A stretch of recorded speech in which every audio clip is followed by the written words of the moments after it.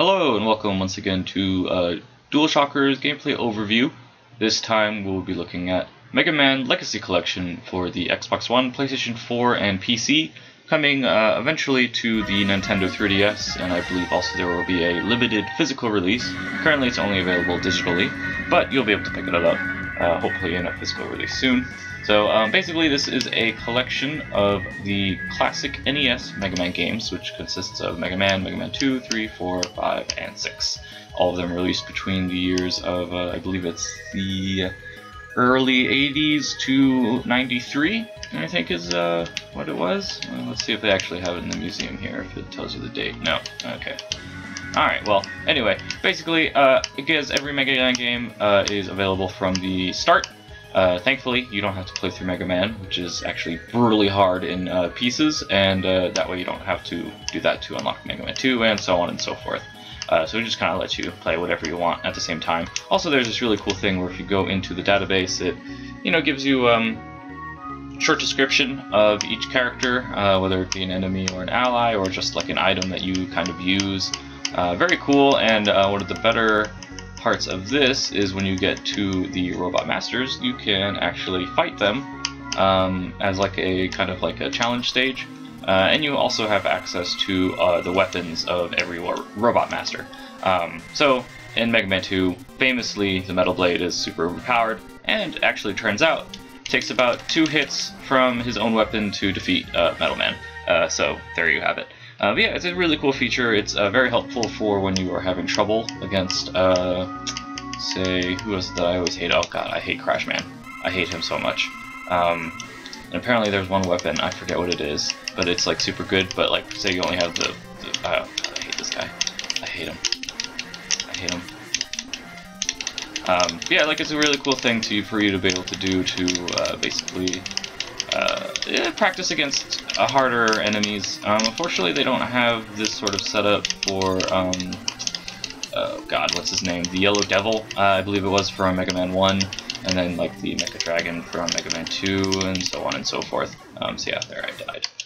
Not that good. So let's get out of here. But yeah, so you can practice against all those ones. The museum feature is basically concept art.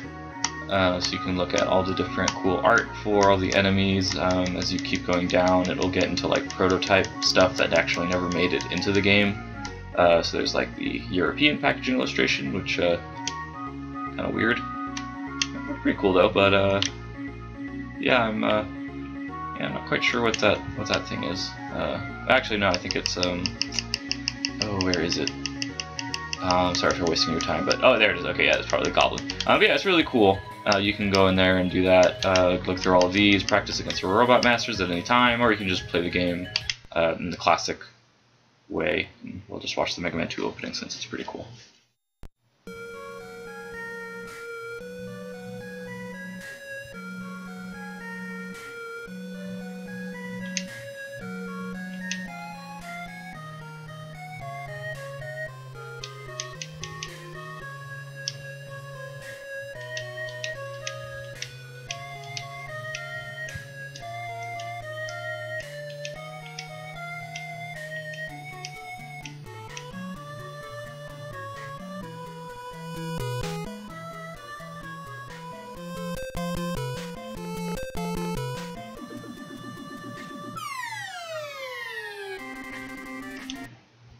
Yeah, so it's a cool opening, and you can go back and it's very cool. It's basically perfect NES emulation that they have on display here, where like the flicker is on and all that stuff. Here I'll go in again and show you some of the cool stuff that they put in as far as like graphical touches. So let's do Quick Man stage. Apparently I can't. Oh, you have to hit start. Duh. So you have some like cool little like visual flares that you can do for the game. The first thing you can do is do a full screen, or just have it kind of extend a little bit more, or just go basically widescreen, which I don't know why you'd want to do this, but original is the best way to go. And then you can turn on a border. Basically has the packaging art around the sides, so it's not all just black. And it's cool, but it's kind of distracting. really, honestly. I don't play it like that. Another thing you can do is turn on TV flicker. So it kind of has like the scan lines of like say an old CRTV. That's pretty cool. Or you can change it to monitor, which has a little bit less of the scan lines. So it's a little bit more reliable, consistent quality as far as the visuals. So it's pretty cool if you want to have that. Generally I just keep it clean though. You can change the button configuration to anything you want. Change that back to the default. Yeah, save and exit. And then you can reset, return, and then just quit out and go back to here. Another cool thing that they have in the collection is challenges. There are 47 total challenges. All of them require you to beat previous challenges to unlock the other ones. They have stuff like the Yellow Devil, Mecha Dragon, custom challenges, remixes, robot rushes, boss fights and stuff that times you. They're pretty cool. Here, I'll show off this Mega Man 2 one since it's the only one I'm pretty decent at. Still not the best, but so you basically just run through this, and there will be specific gameplay sections that they basically cut and paste together in order to form these challenge stages. Which, as you see here, once you reach an option like that, you basically move on to the next part. And it's pretty cool. It's basically a time limit challenge thing. You have unlimited lives. You also have access to all of the mega weapons that you'll get from the Robot Masters, which is nice. And I died there. So that's pretty cool. I like that. The challenges can be very hard. Getting a gold trophy, gold trophy for these challenges can be excruciatingly difficult. To where it's just for people like me who did not grow up with Mega Man, did not grow up with an NES. It's super difficult just because I'm not used to this game. I enjoy it, but definitely not something that I am very good at. I'm decent at it, but I very much enjoy these games. These egg things up here that these guys shoot are, I hate them so much. When they hatch and hit the floor, they basically unleash, all these things, which are just bad. So yeah, it's pretty cool. This part annoys me. I hate the dogs. They're so bad. They're just so difficult. So you get like a bronze, a silver, and a gold trophy. That basically helps you get achievements. It doesn't actually help you unlock things. To unlock things, you have to beat more challenges. So basically, you just have to get just complete it at some point in time, and then do that. So like the Yellow Devil is super hard because he's basically impossible without using the start button trick, which is basically where in a Mega Man 1, Elecman's special attack that you could do if you spam the start button, it would stop and pause the game, but every time you would unpause the game, it would actually do as much damage as it had done before, because originally Elecman's attack only like hit once, and that was like one hit and that was it.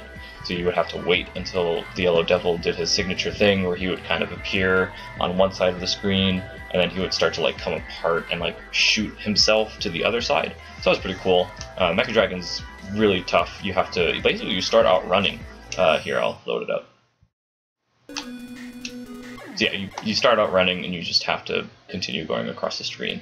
And I had no idea that that was something I had to do until like I died a few times, and I was like, oh, I just need to constantly be making my way forward. And then when you get to the end, you get to this part and you can die. So yeah. Yeah, it's pretty cool. They cut and paste a lot of different sections, or they just kind of do like boss rush, the traditional sort of thing. So that's really cool. Music player basically lets you play any song from any of the Mega Man 1 through 6 games. And Mega Man 4, 5, and 6 are kind of novelties for this collection. I mean, the main focus is going to be on the original trilogy of Mega Man 1, 2, and 3.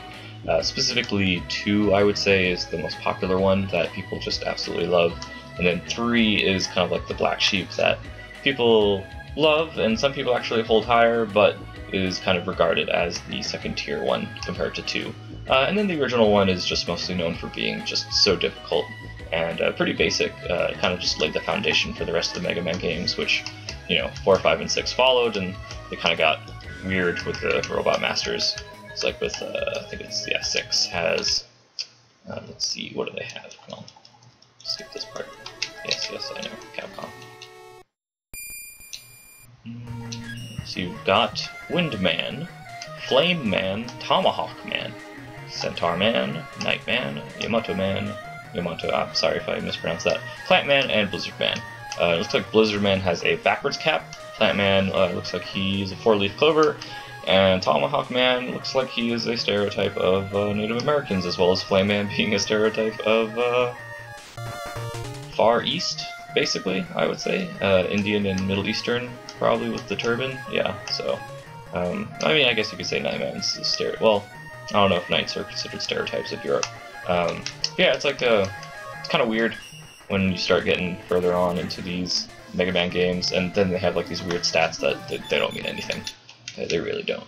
Yeah, it's really it's a perfect collection of the prior Mega Man games. I mean, there's no reason why any diehard Mega Man fan would not pick this up, since it is basically it's just a perfect collection of all of these games, and has like a lot of this cool stuff where it's like you can really go deep dive into this and figure out what the whatever, like the method to the madness of Dr. Light when he was creating these guys. Like why would you create Machikaro, a new version of the Kamado? Yeah, it's pretty funny, but it's really cool for people who like are super into that sort of thing. Oh, this guy's like, okay, interesting. Yeah, so it's pretty cool. I mean, it's not for everyone, especially if you are like me and didn't grow up with these games. They are tough, very tough, but it's still pretty enjoyable. So yeah, so that's pretty much it for the Mega Man Legacy Collection. The games themselves make up a majority of what the game is, and that has not changed since the 1990s and 80s. Not much has changed for those games, but it's pretty much a very well put together sort of thing.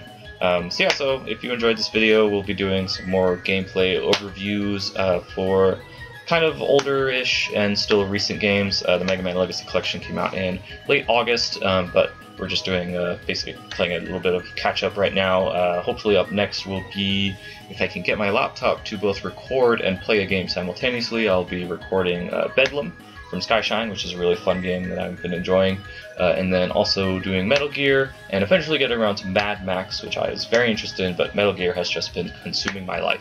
So, as always, for anything and everything gaming, keep it locked to DualShockers.com, and thank you.